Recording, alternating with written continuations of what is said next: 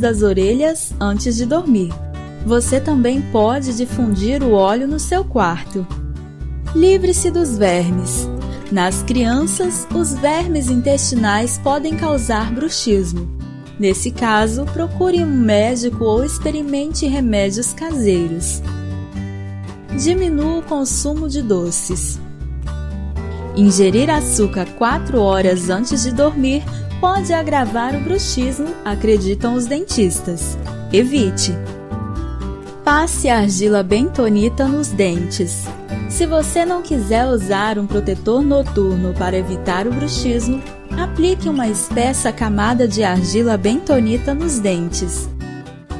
Para quem não conhece, a argila bentonita é um remédio natural para evitar o desgaste do esmalte e pode proteger os dentes dos efeitos do ranger de dentes.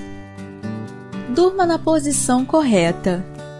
Para aliviar o ranger dos dentes enquanto dorme, tente manter a posição de repouso da língua no topo do palato.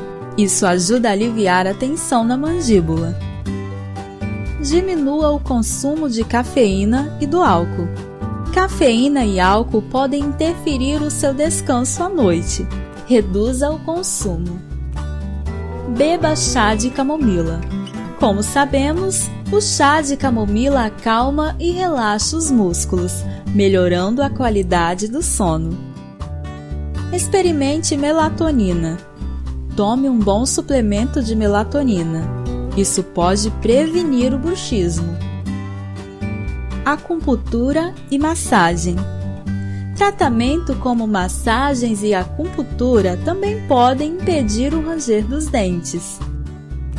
Isso porque eles evitam o estresse e aliviam os sintomas do bruxismo.